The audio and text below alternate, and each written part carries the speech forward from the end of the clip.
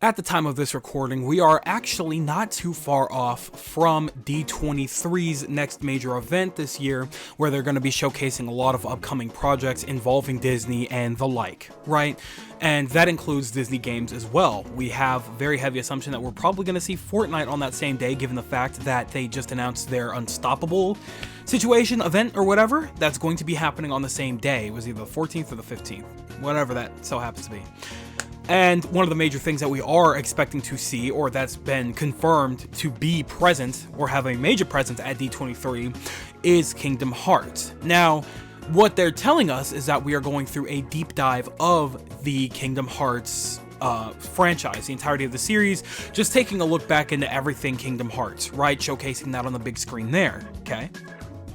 And you know, we are taking this look, we're taking this deep dive, possibly introducing the series and franchise to a lot of people that may not be nearly as familiar with it, and I have no doubt in my mind that this is also going to be a way to advertise the Switch edition that's going to be coming out very soon, so that everybody has a chance to get their hands on it, because that Switch 2 edition is going to be a major selling point for the time being, right?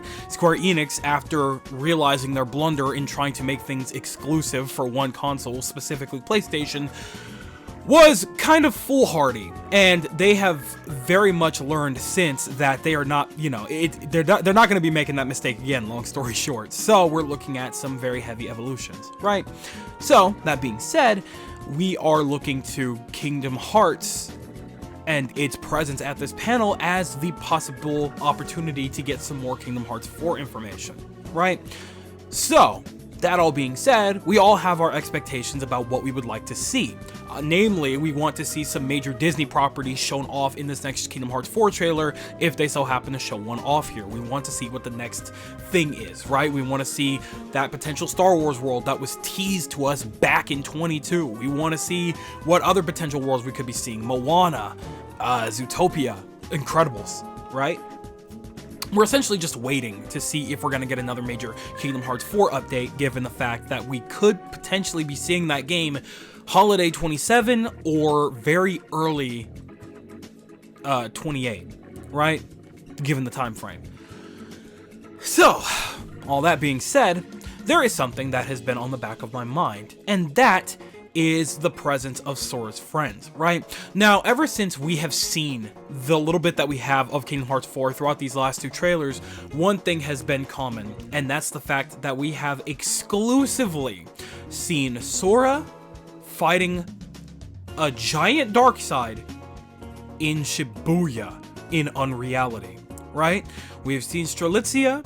We have even now seen potentially who a lot of people assume is Ava from Kingdom Hearts Union Cross, one of the Union leaders, in a, you know, darkness harboring robe. You know, the Organization 13 robes that are so damn common throughout this franchise.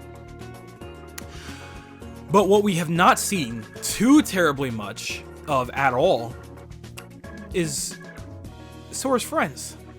Namely, Riku and Kairi, who we know are going to play some form of role in this next upcoming title, because we know for a fact at the end of the, or in the Kingdom Hearts 3 secret cutscene, originally they showcased Sora, Riku, and Yozora in Quadratum.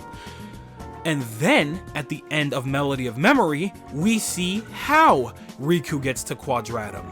So, we're kind of looking at a very unique situation in which Sora's friends are present, we just don't know what kind of role they're going to play. But the most interesting aspect, and the one that worries me the most right now, is Kairi specifically, right? Forever, for years, we were waiting for Kairi to get some form of proper acknowledgement and use for her character, right? She was a very major heavy, player in Kingdom Hearts 1, as she was like one of the centerpieces, one of the main driving motivations for Sora to go on that journey to begin with, because he just wanted to get his friends back. Namely Kairi, who was in the most danger, right? Obviously, you know, we're not worried about Rechain too much. We're also not worried about Recoded. But she did play a little bit of a role in Kingdom Hearts 2 as well. You know, Kairi was waiting back at home for Sora and Riku to get back, only for herself to get kidnapped, yada yada yada. We all know the drill. We don't need to go through the entire analogy, right? Analogy? We don't need to go through the whole story again. Point is, the last that we know of Kairi is that she is currently training under Aqua. Apparently, right? I mean, Aqua, Terra, and Ventus went off it's been a minute since I played Kingdom Hearts 3. I gotta go watch that cutscene again, but they did leave somewhere. They must have came back by now, considering the fact that Kairi is confirmed after Melody of Memory to be training under Aqua. And that's very perfect for her because, you know, just like, you know, Sora being, you know, the sky, the blitz fighter, the quick one, very powerful in his own right, but definitely the quickest of the fighters, you know. Riku being the Terra, the powerhouse of the group, you know, he's the heavier hitter, utilizing darkness to his advantage. Kairi, like Aqua, definitely falls under the magic user, right? Definitely more heavily reliant on magic, and her magic is probably potentially some of the most powerful, even debatably, you know, once she's gotten a better handle on things, probably even able to rival or surpass Sora in terms of magic, right? Or both Sora and Riku, which is incredible, as we've seen in the DLC for Kingdom Hearts 3 Remind, right?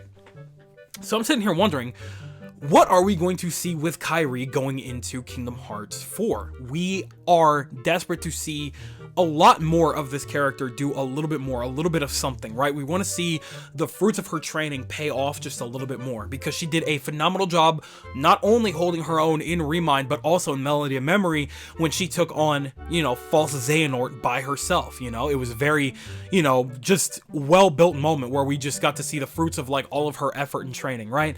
Of course, she still definitely could use a lot of proper training, which is why she went to train under Aqua to begin with. But, you know, I don't know if a lot of us have it in us to have to wait till well after Kingdom Hearts 4 to see any more, you know, proper, deeper revelations with Kairi's development in terms of, you know, her being a proper fighter. You know, it's about time that she was fully integrated into, you know, these games as a proper, you know, developed fighter, I think, right? They gave her a Keyblade for a reason. Let's see the fruits of that, right? And she held her own in Kingdom Hearts 3 for the most part, and I could definitely respect it. I'm very glad that Kairi got a little bit of appreciation, only for her to get cut down instantly by Xehanort. You know what I'm saying? And for Remind to have to happen, for Sora to have to, you know, overuse the power of waking just to get her back. And this is what led us to Quadratum to begin with. She is a centerpiece for pretty much everything, and she always has been. And I really want to see, you know, what she's gonna do about that. She's just like, you know, not to say it's necessarily her fault per se, but she is one of the prime, I mean, we gotta be a little realistic here, she is one of the prime reasons as to why they ended up in Quadratum in the first place. The reason why they're trying to go get Sora back to begin with is because, you know, she got cut down to the point where Sora had to restore not only her, you know, form, her being through the power of waking, but everybody else's too. Yes, he sacrificed literally everything. So it's about time we see a little more sacrifice from the other side, you know what I'm saying? Like, I want to see an unfinished, you know, untrained Kairi, not completed training Kairi go into battle a little bit, and we get to see the development in real time. We get to see some moments, you know, kind of like Riku in Kingdom Hearts 3. Obviously, I would love it if Kingdom Hearts 4 had dedicated segments to Riku and Kairi. We actually get to see them in action. If we could get these characters, you know, more involved in the Quadratum storyline too, that would be absolutely phenomenal. I would just adore that. Obviously, I feel like this is one of the few times that we could maybe utilize this for something special, considering the fact that, you know, this is probably the one time that Sora is going to be likely separate from Donald and Goofy. I'd be shocked if they actually managed to get to him before the end of the game. Like, I imagine once they reunite, probably at the end of the game, they're gonna be unstoppable. Like, the powers that Sora's gonna get fighting his way through Quadratum is going to be immaculate. But even more interesting is I love the concept of Sora, Riku, and Kairi traversing the realm of Quadratum, the unreality, and, you know, all of them developing in their own unique ways through this experience, separately or together. And I really think that this time more than ever is definitely a time for Kairi to get her chops in. It's definitely time for her to take a little bit more of a spotlight. And I know at the end of the day, you know, it's not Kingdom Hearts without Sora, but obviously, you know, Sora's friends are just as important because they are the centerpiece of everything. They are the centerfold. And we're definitely obviously going to likely get some major like gameplay segments and stuff like that with Riku. He obviously is going to be going through some, I don't know what kind of development they're going to put him through now. Like, he's pretty well developed at this point. So it's going to just be him just tackling this new realm. We're going to see what that's about. Sora definitely still has a little bit of development to go through, especially if he's going to be on his own. I know it's going to be very frustrating to, you know, have to deal with all these big fights alone and stuff like that. And if he fails, if he loses, you know, he's going to feel like that's all on him. And he's, you know, we saw a little bit of his development. We saw a lot of bit of his development through Kingdom Hearts 3's ending, that final segment and stuff like that. But I really do want to see what kind of development they could put him through here. And I feel like it would be really interesting if, of course, Riku, but namely Kairi, was even more a part of that real-time development too, right? Not that I want her to just be a development foil for Sora or anything like that. I want to see more of Kairi's journey because she's been just backgrounded for way too long now, and it makes me a little upset, frankly, that it's taking as long as it is to get more with Kairi. And it's going to be just very, very fun. Of course, obviously, we're going to be present for, you know, whatever happens with Kingdom Hearts after 4. But given the fact that we are hitting this threshold, now we're hitting this next, you know, major mark here, I want to see Kairi do some genuine damage. I want to see what, you know, the fruits of her training can pull off in this new realm. You know, I want to see how capable she's become now that she's trained under Merlin, which by itself is astounding because she training with Merlin and Lee, she's powerful. You know what I'm saying? Like, her and Sora working together, Xehanort was struggling a little bit. You know what I'm saying? Like, you know, despite what it may look like, you know, they was putting up some fight. They was putting up some hands, right? And Kairi has proven to be able to hold her own. And I really, really want to see, like, what her, with her current ability, her current skill set, could end up doing in a situation specifically like Quadratum, right? So, I know, because I know a lot of people definitely have had a lot of issues with Kairi's character over the years, definitely feeling like she's been sidelined and just completely utilized solely as a foil for Sora and to, you know, develop and, you know, use her as his desperation to, you know, be a hero to save her and things like that. But we're finally in an opportunity where we get to see her from the other side, where Kairi can, you know, put her foot forward and really try on her own, you know, do things her way and try to save Sora and, you know, pay him back for all the saving that he's done. You know, this is a very unique opportunity and situation that she's been placed in, and I want to see what they can take advantage of with that. And I really think that there's some true potential there, right? So, and, you know, obviously I also want to see her, you know, I want to see her get some different Keyblade options, you know what I'm saying? I want to see her with the crazy combos. I want to see the way she would be able to implement magic, because obviously I don't want her to just be a copy and paste of Aqua. I want her to, you know, I mean, again, I think they did a phenomenal job. The way that she fights in Kingdom Hearts Remind is very, very different from Aqua. Like, we are not seeing the same character whatsoever. You could tell just in, you know, their personalities alone based on the way that they fight. And Aqua, you know, she's very much like a dancer. She's very much like very elegant and graceful with the way that she moves, the way that she swipes her Keyblade and things like that. Kairi doesn't move like that, you know what I'm saying? Like, she has her own unique, you know, style to her fight, and I love that, and I want to see more of that. Even if we don't get a major gameplay segment or anything like that, I do want to see more Kairi in action.